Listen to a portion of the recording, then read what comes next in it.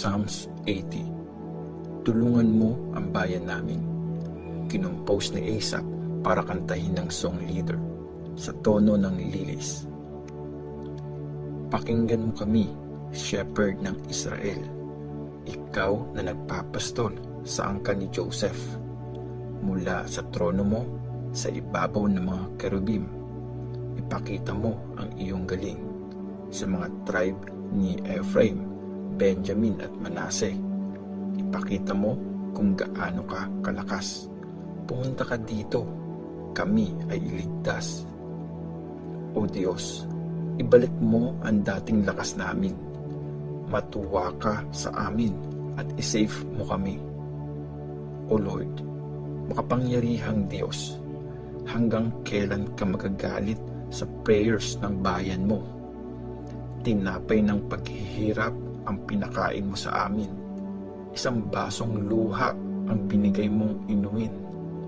Dahil sa iyo, ang lupa namin pinag-aawayan ng mga bansa sa paligid. Tuwang-tuwa ang mga kaaway namin na insultuhin kami. O makapangyarihang Diyos, ibalik mo ang dating lakas namin. Matuwa ka sa amin at isave mo kami. Mula sa Egypt, dinala mo ang isang puno ng ubas. Pinalayas mo ang ibang bayan para itanim ang punong yun. Nilinis mo yung lupang pinagtataniman. Nilagay doon ang halaman. Nag-ugat ito ng malalim at sinakop ang buong lupain. Natakpan ng anino nito ang mga bundok, pati malalaking puno ng cedar. Natakpan ng mga sanga nito. Umabot ang mga sanga sa Mediterranean Sea at yung mga ugat hanggang sa Euphrates River. Pero bakit mo sinira ang bakod ng puno? Ninakaw tuloy ng mga dumadaan ang mga prutas nito. Tinapak-tapakan pa ito ng baboy damo. Pinagpiestahan ng lahat ng hayop. Tumingin ka ulit sa amin, o makapangyarihang Diyos. Tingnan mo kami mula sa langit. Maging concerned ka sa iyong bayan. I-save mo ang bayang ikaw mismo ang nagtanim. Ang punong ikaw ang nagpalaki at nagpalakas. Sinunog at pinutol yun ng mga kalaban. Sila ang harapin mo at parusahan. Bantayan mo at ingatan ang pinili mong bayan, ang bansang iyong pinalakas. Tapos, never na kami magtataksil sa iyo. Pahabain mo ang aming buhay at pupurihin ka namin. O Lord, Diyos na makapangyarihan, ibalik mo ang dating lakas namin. Matuwa ka sa amin at isave mo kami.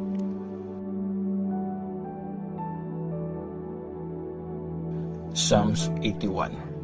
Kanta para sa piyesta. Kinumpose ni Asaph para kantahin ng song leader, kasabay ng Gittith.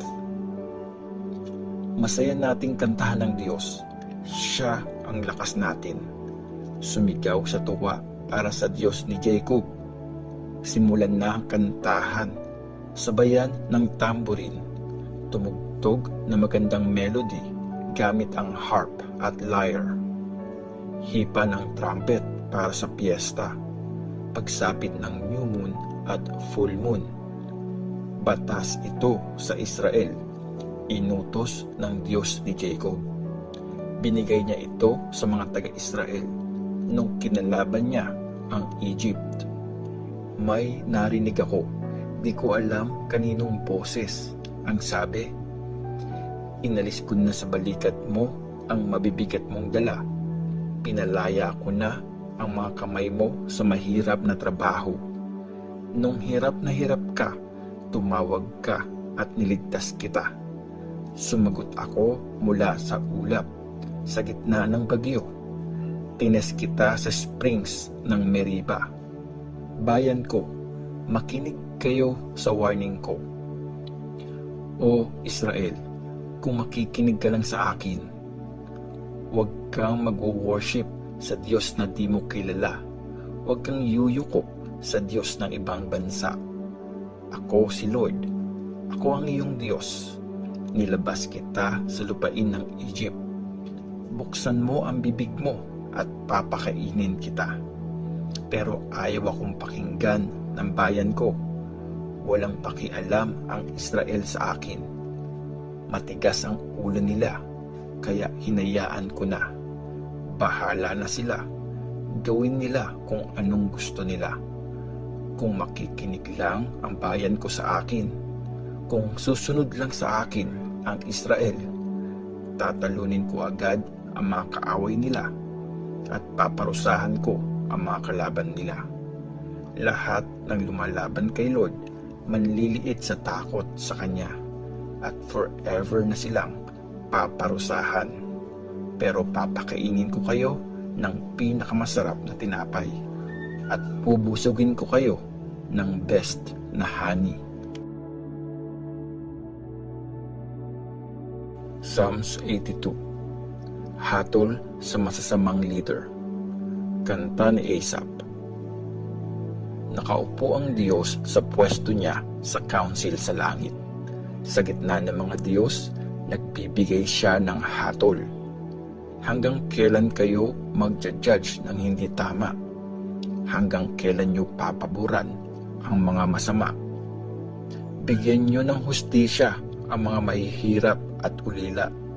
Ipaglaban ang karapatan ng mga api at mahihina. I-rescue nyo ang mahihina at nangangailangan. I-save nyo sila sa kamay ng masasama. Mga wala kayong alam, ang hina ng ulo nyo, ang sasama ng ginagawa nyo. Magulo na ang lahat, wala nang hustisya sa mundo. Oo nga, sinabi ko ngang mga Diyos kayo, lahat kayo anak ng pinakamataas. Pero mamamatay kayo kagaya ng mga tao at gaya ng kahit sinong leader, matatapos din kayo. Bangon, O Diyos, i-judge mo ang mundo kasi sa iyo ang lahat ng mga bansa. Psalms 83. Prayer para matalo ang mga kalaban. Kantang kinompose ni Asaph. O Diyos, huwag kang manahimik, kumilos ka na, makialam ka naman. Tingnan mo, nagwawala ang mga kaaway mo, nagre-rebelde ang mga galit sa iyo, nagpaplano sila ng masama sa mga pinili mo, nagkakampihan laban sa mga iniingatan mo. Sabi nila, tara, burahin natin ang bayan na yan para malimutan na talaga ang Israel. Oo, nag-agree sila sa isang plano. Nagkaisa sila laban sa iyo. Ang bayan ng Edom at mga Ishmaelites, bayan ng Moab at mga Hagrites, mga taga-Gebal, Ammon at Amalek, mga taga-Philistia at Tyre. Nakijoin din ang bayan ng Assyria. Sila yung malakas na kakampi ng lahi ni Lot. Iparanas mo sa kanila ang ginawa mo sa mga Midianites at yung ginawa mo kina Sisera at Jabin sa ilog ng Kishon. Tinapos mo sila sa Endor. Mga bangkay nila nabulok na lang sa lupa. Gawin mo sa mga leaders nila yung ginawa mo kina Oreb at Zeeb. Talunin mo lahat ng hari nila, gaya ng ginawa mo kina Zeba at Zalmuna. Sila yung nagsabing, tara, agawin natin ang lupain ng Diyos. O Diyos, ikalat mo sila parang alikabok, parang ipang tinatangay ng hangin, kung paano nilalamon ng apoy ang gubat at paano nasusunog ang mga bundok. Ganon mo sila habulin ng malakas mong bagyo at takutin mo ng iyong ipo-ipo. Ipahiya mo ang mga taong yon para kilalanin nila ang kapangyarihan mo, O Lord. Forever sana silang mapahiya at ma-discourage. Ikamatay sana nila ang sobrang kahihiyan para malaman nila na ikaw ang nag-iisang Lord, ang pinakamataas, naghahari sa buong mundo.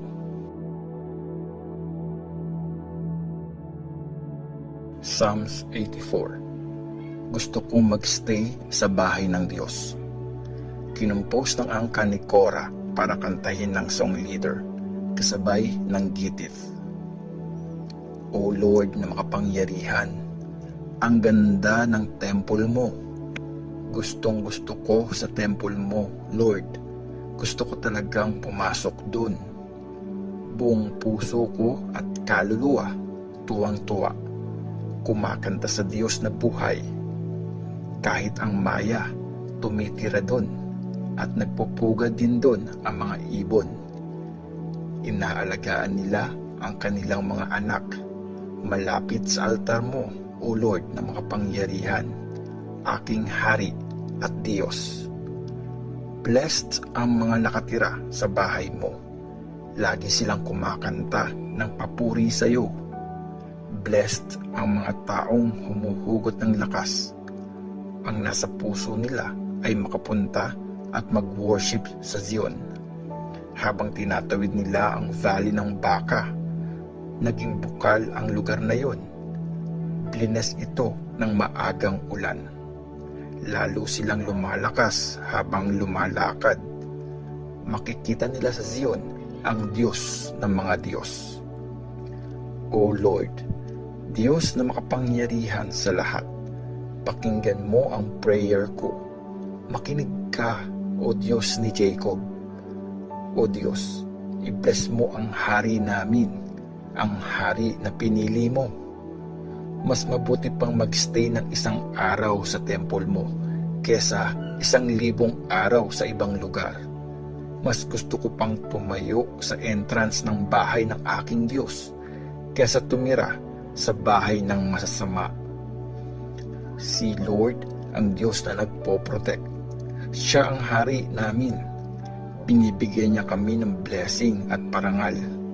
Hindi niya pinagdadamot ang anumang mabuting bagay sa mga taong nabubuhay ng tama. O Lord na makapangyarihan sa lahat, pinagpapala ang taong sa iyo nagtitiwala.